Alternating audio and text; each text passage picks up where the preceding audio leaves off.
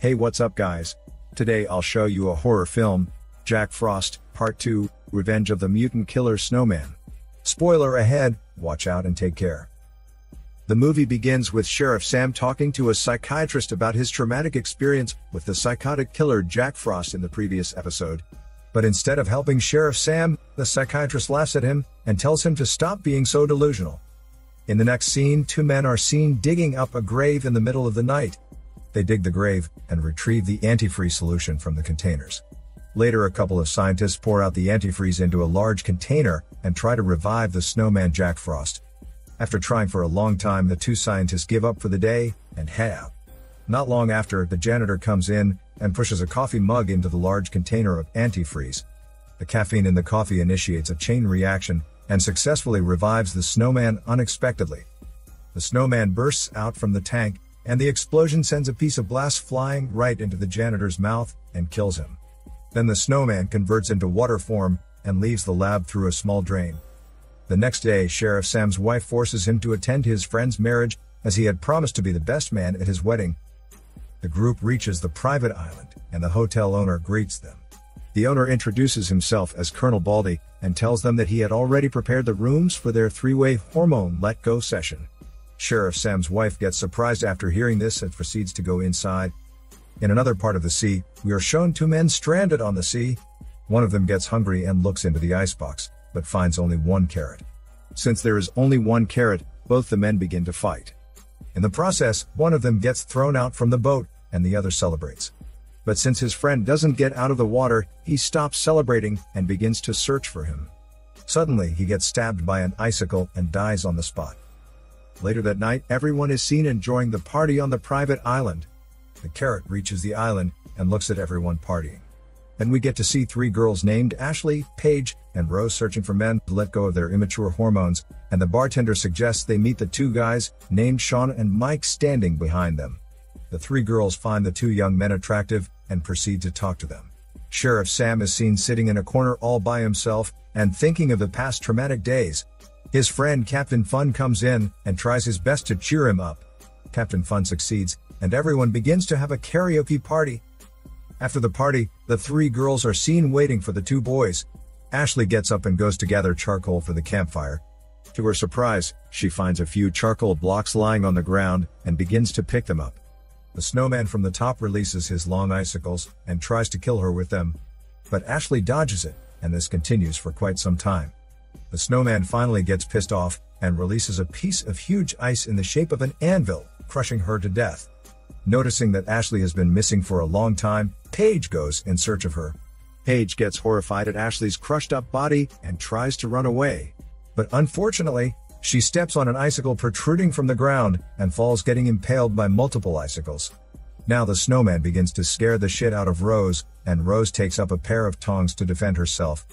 After making Rose shit her pants, the snowman grabs the tongs from her and stabs it in her eyes, eventually killing her. The next morning, Captain Fun wakes up Sheriff Sam and tells him that they have archery lessons in an hour. Colonel Baldy and his assistant are seen preparing snacks and other foods for the guests to enjoy. Suddenly they hear a woman scream and rush to that place. There they find Ashley's crushed body and find two guests standing over the body. Colonel Baldy tells them that the hotel bill is free if the two keep their mouths shut. The two guests agree to keep their mouths shut and leave the place. Colonel Baldy tells the assistant to call the island security, but before they both leave, the island security arrives at the scene, and we get to know that it is the FBI agent from the prequel, who has lost one eye due to the encounter with the snowman, and thus prefers to be called Agent Solo Eye.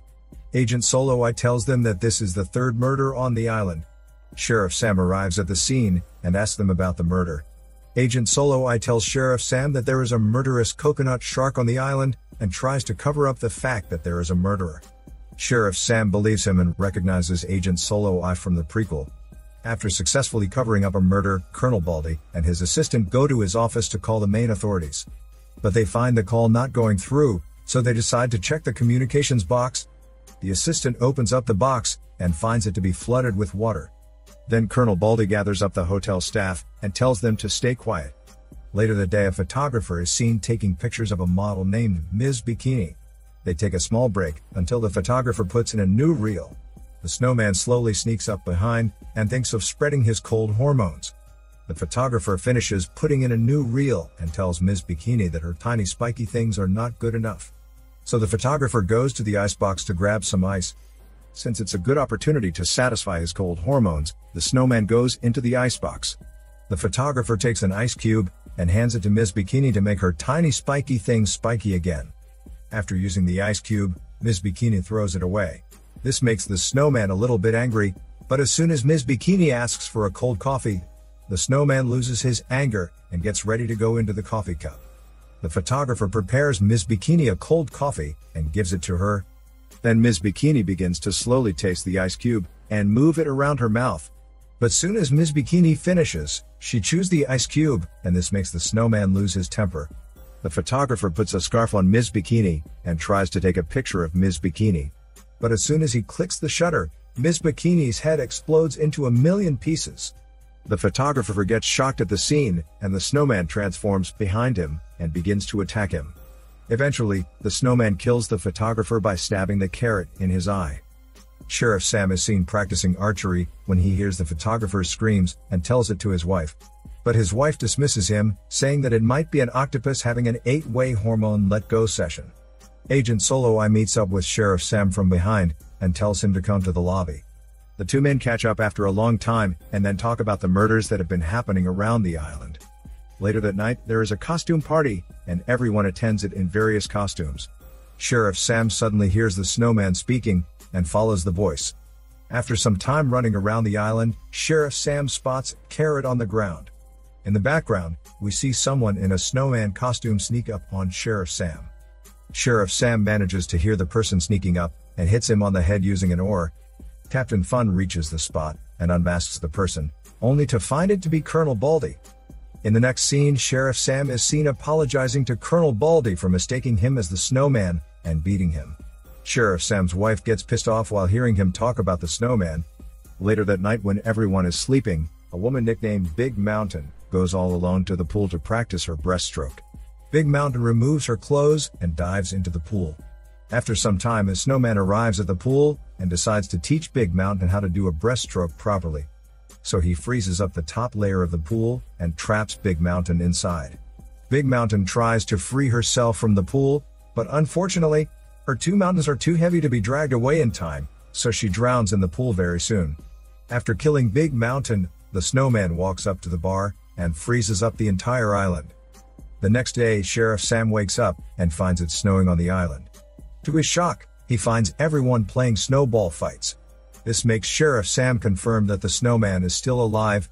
A few moments later, the two boys Sean and Mike from earlier find a frozen pole, and Sean decides to stick his tongue on it for a pole massaging. Mike leaves Sean with his tongue stuck to the pole and goes away. Sean yells for help, and the snowman arrives at the spot. The snowman rips away Sean's head, while his smelly tongue is still stuck on the pole. Then the snowman joins the snowball fight and throws a snowball at high speed. The snowball hits and shreds off a man's arm, but fortunately spares his balls. Then the snowman throws a ball into another man's mouth, breaking his jaw. After killing two people, the snowman gets bored of the snowball game and decides to throw icicles instead of snowballs. The snowman then proceeds to kill at least a dozen people. Sheriff Sam walks into the bloody massacre and shows the snowman the vial of concentrated antifreeze that he has been storing in case the snowman returns. Then Sheriff Sam pours the vial on the snowman and pushes off the head, but right after he turns around, the snowman builds himself back up. Agent Solo I comes into the scene and aims a gun at the snowman. This somehow scares the white shit out of the snowman and makes him flee. The group barricades themselves in a room and devises a plan. Sheriff Sam and Agent Solo I decide to go out to find help. The two men walk around and find the room where Colonel Baldy, Captain Fun and the assistant have been hiding. Sheriff Sam asks them for antifreeze, and the assistant tells them that they can find antifreeze in the generator coolant. They take all the antifreeze they can find and fill a pool up with it. Sheriff Sam lures the snowman into the pool successfully, and the snowman begins to melt. But not long after, the snowman pops back up and tells them that he is now resistant to antifreeze. Then he spits out a snowball and flees the scene. Agent Solo I goes after the snowman, and the group takes the snowball with them. In the next scene, the snowball sort of hatches into a little snowman, and kills Captain Fun by stabbing him in the eye using an icicle. Then the little snowman begins to roll around the room. The group somehow manages to catch the little snowman in a blender and try to kill it. But they fail and it transforms back. Meanwhile, Agent Solo Eye follows the snowman into a shed. To his shock, he sees with his only one eye that the snowman had spit up many little snowballs, and all of them had transformed into little snowmen. Sheriff Sam's wife radios Agent Solo Eye and tells him that the little snowballs are vicious little killers. But before he can leave the shed, many little snowmen attack Agent Solo Eye and eventually kill him by devouring him slowly. Sheriff Sam's wife takes charge and orders the group to capture as many little snowmen as possible.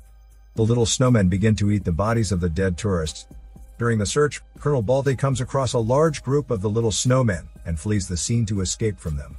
In the next scene, Sheriff Sam's wife finds a few little snowmen in the bar, and during the fight, she throws a banana cocktail and the little snowman explodes.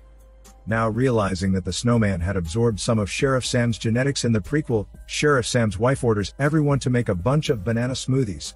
And they use the banana smoothie to kill all the little snowmen. One of the little snowmen crawls its way back to the snowman and dies in its cold arms. Losing his new family, the snowman goes on a rampage and kills Colonel Baldy first because of his shining head. Then he slits the assistant's throat, killing him easily like cutting a piece of shit. After that, he tries to attack the newly wedded couples, making them run into the freezer. Then the snowman traps Sheriff Sam's wife in a spiky snow tomb. Then the snowman slowly closes in and crushes Sheriff Sam's wife. A few moments later, Sheriff Sam shoots an arrow through the snowman with a banana on its end. This makes the snowman explode and finally get killed. Sheriff Sam searches for his wife in the gooey substance and finds her still alive. The movie ends with them walking to the beach and talking about their vacation next year. This is Daniel CC Movie Channel. Stay safe and enjoy your day.